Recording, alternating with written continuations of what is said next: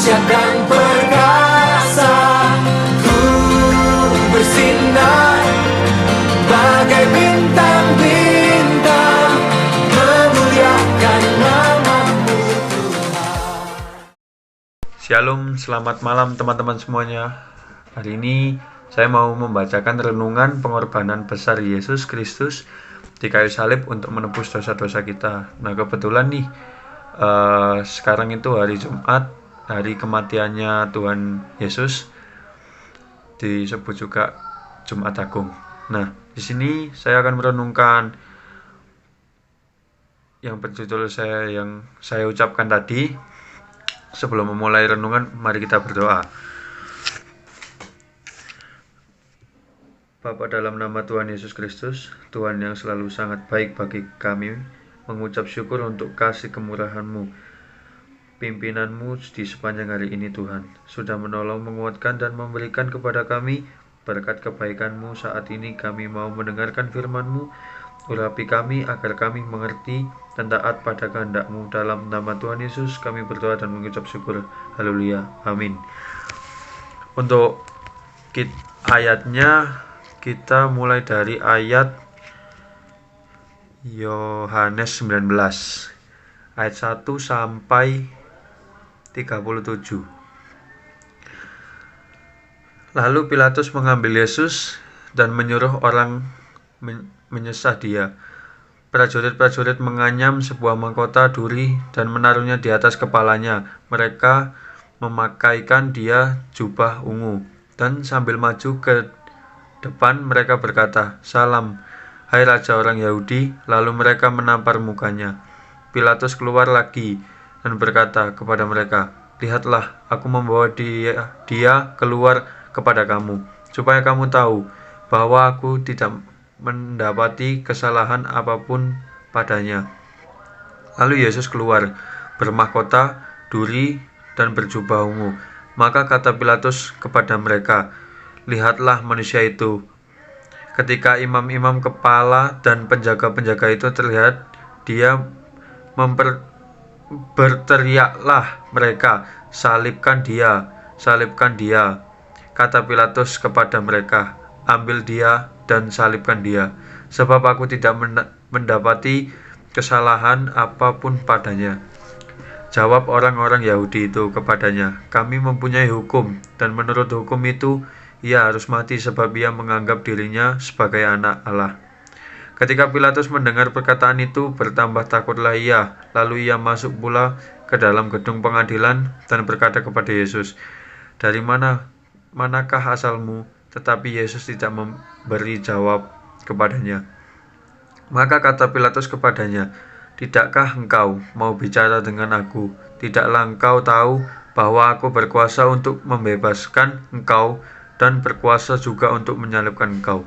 Yesus menjawab, "Engkau tidak mempunyai kuasa apapun terhadap aku. Jikalau kuasa itu tidak diberikan kepadamu dari atas, sebab itu dia yang menyerahkan aku kepadamu lebih besar dosanya." Sejak itu Pilatus berusaha untuk membebaskan dia. Tetapi orang-orang Yahudi berteriak, "Jikalau engkau membebaskan dia, engkau bukanlah sahabat Kaisar. Setiap orang yang menganggap dirinya sebagai raja, ia melawan Kaisar." Ketika Pilatus mendengar perkataan itu, ia menyuruh membawa Yesus keluar, dan ia duduk di kursi pengadilan di tempat yang bernama Litostrotos. Dalam bahasa Ibrani Gabata. Hari itu ialah hari persiapan Paskah. Kira-kira jam 12, kata Pilatus kepada orang-orang Yahudi itu, "Inilah rajamu." Maka berteriaklah mereka, enyahkan dia, salibkan dia." Kata Pilatus kepada mereka, "Haruskah aku menyalibkan rajamu?"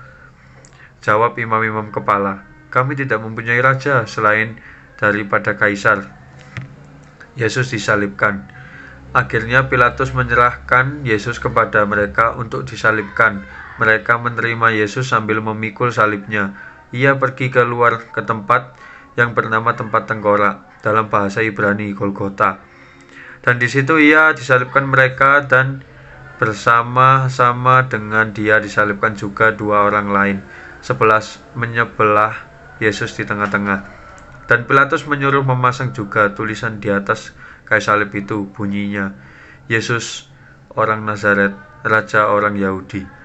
Banyak orang Yahudi yang membaca tulisan itu, sebab tempat di mana Yesus disalibkan letaknya dekat kota, dan kata-kata itu tertulis dalam bahasa Ibrani, bahasa Latin, dan bahasa Yunani. Maka kata imam-imam kepala orang Yahudi kepada Pilatus, "Jangan kau menulis raja orang Yahudi, tetapi bahwa ia mengatakan, aku adalah raja orang Yahudi." Jawab Pilatus, "Apa yang kutulis tetap tertulis."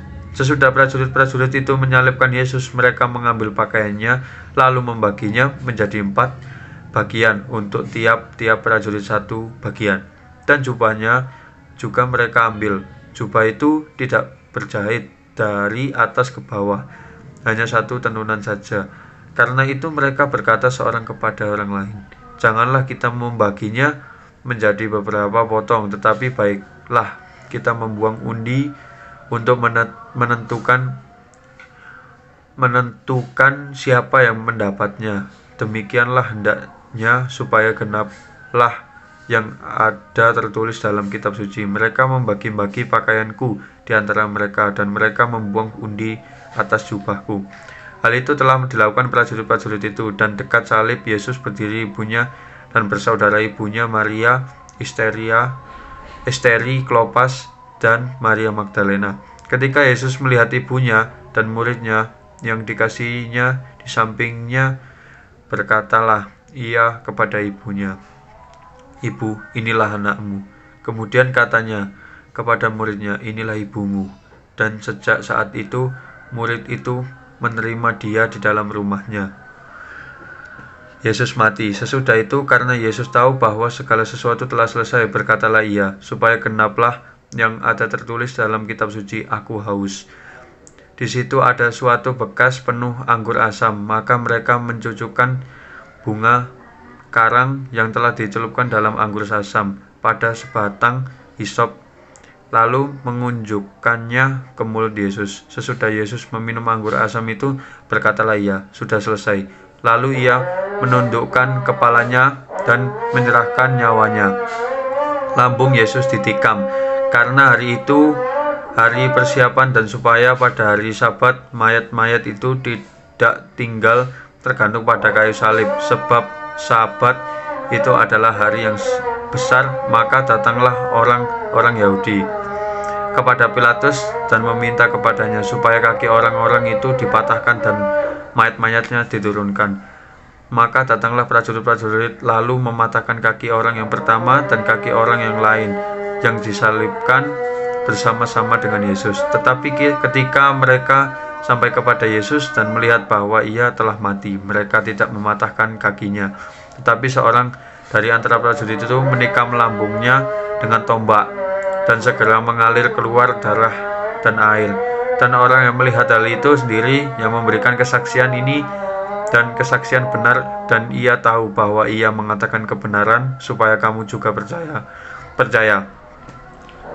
Sebab hal itu terjadi supaya genaplah yang tertulis dalam kitab suci, "Tidak ada tulangnya yang akan dipatahkan." Dan ada pula nas yang mengatakan mereka akan memandang dia yang telah mereka tikam. Amin. Maaf teman-teman, rumah saya dekat sama masjid, jadi ada suara masjid. Lanjut, dari kitab tersebut kita mempelajari bahwa kematian Kristus yang menjadi simbol cinta kasih dan pengorbanan yang tak terhingga, pada hari Jumat Agung kita dipanggil untuk merenungkan betapa besar pengorbanan yang dilakukan Yesus untuk menyelamatkan diri kita dari dosa-dosa kita. Dalam penderitaannya, Yesus menebus dosa-dosa kita dan juga membuka jalan bagi kita untuk hidup yang kekal bersama dengannya. Penderitaan Yesus pada Jumat Agung menunjukkan bahwa cinta kasih-Nya yang tak terbatas bagi kita semua. Ia menderita dan mati di kayu salib untuk menebus dosa-dosa kita dan memberikan kita kesempatan untuk hidup yang kekal bersamanya. Melalui pengorbanan besar ini, Yesus memberikan contoh kita untuk mengasihi sesama kita dan mengampuni mereka yang telah melakukan kesalahan terhadap kita. Sekian dari renungan saya. Untuk doa penutup, kita akan doa menutup renungan pada malam hari ini. Mari kita berdoa.